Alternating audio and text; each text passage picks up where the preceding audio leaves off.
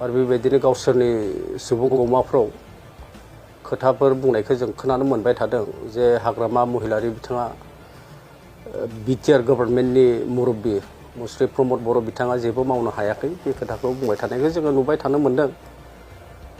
दा खोथाया जाहैबाय मा हाग्रामा महिलारि बायदि बिटिआरनि चिफ एक्जिकिउटिभ मेम्बार प्रमोद बर' बिथाङा बिटिआर ओनसोलाव अनादार कमिउनेल कनफ्लिक्ट जाथाय मावनो हाया। जि कमिउनेल कनफ्लिक्टखौ हाग्रामा महिलारि बिथाङा गोदो मावबोदों बे खामानिखौ बिटिआर गभर्नमेन्टनि दानि प्रमोद बर' बिथाङा कमिउनेल कनफ्लिक्ट मावनो हायाखै। 2 नम्बर जाहैबाय प्रमोद बर' बिथाङा हाग्रामा महिलारि बायदि एक्सट्रा जुडिशियल किलिंस मावनो हायाखै। हाग्रामा महिलारि बायदि प्रमोद बर' बिथाङा सोरखौबा चिटिं होनो हायाखै। हाग्रामा महिलारि बायदि जितुनिखि गुन्डाइजिम बिथांमोननि समाव जे गुन्डाइजिमनि दारै मोनसे राजनितिक जि परिबेक आरो बे परिबेकखौ जेरै सामलायदोंमोन प्रमोद बर' बिथाङा दिनै बेखौ मावनो थाङाखै। दा हाग्रामा महिलारि बिथांमोननि जि 17 years of regime कमिउनेल कनफ्लिक्टनिफ्राय लानानै एक्सट्रा जुडिशियल किलिंसनिफ्राय लानानै थ्रेटेनिंनिफ्राय लानानै एक्सटर्शन्सनिफ्राय लानानै किडनेपिंनिफ्राय लानानै प्रमोद बर' बिथाङा मावनो हायाखै हाग्रामा महिलारि बायदि। दा जाखिनि मोजां बाथ्रा जाखिनि खामानि दिनै प्रमोद बर' बिथाङा दिनै मावगासिनो दं आरो बेखौ बिथांमोना माने बुङा मावनो हायाखै। हाग्रामा महिलारि बिथांमोननि जितुनिखि समाव जिबायदि माने इन्सिडेन्सफोरा जादों 3 बोसोराव बेबायदि मोनसेबो खामानि जानो हायाखै आरो बे खोथाखौनो हाग्रामा महिलारि बिथाङा बुंगासिनो जे प्रमोद बर' बिथाङा जेबो बुंनो हायाखै। जास्ट बेखिनि बेलायाव जे जितुनिखि परिबेस बैखिनि समाव हाग्रामा महिलारि बिथांनि दैदेननाय सरकाराव मोननैल' आङो इन्सिडेन्ट बुंगोन जे पेट्रल पाम्पआव जितुनिखि डाकाइटफोर जानाय नै बेफोर घटनाफोरा दा नुनो मोना।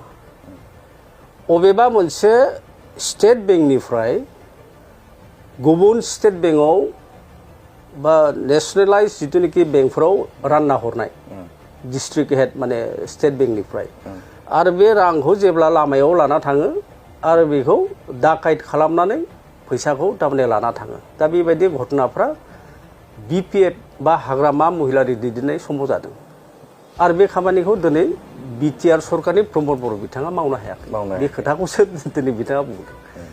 दा जाखिनि जुदि प्रमोद बर' बिथाङा बा हाग्रामा महिलारि बुंनाय बायदि जुदि जायाखैब्ला दिनै क'क्राझार आरो एन्टायार बिटिआर ओनसोलाव जों नुनो मोनदों most of the educated youth most of the learned youth दिनै बिथांमोना UPPL दोलोआव जुगदान जाबाय थानायखौ जों नुनो मोनदों।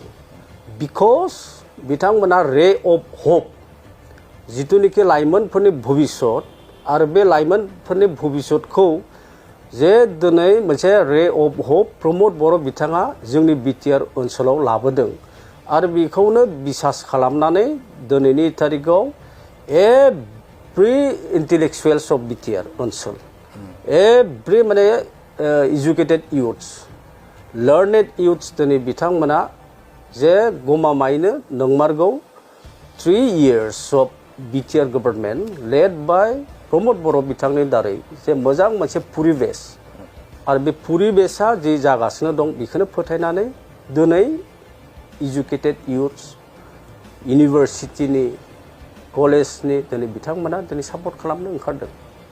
दा that is a good omens, that is a good signs जोङो बेखौनो बुंनो हायो। दा मोजां खामानिया दिनै प्रमोद बर' बिथाङा जाखिनि मावबाय थादों आरो बेखौ रायजो राजा बिथांमोनानो दिनै मिथियो। आंनाव बहुत कुइसन दं दा चन्दन ब्रह्मनि सायाव।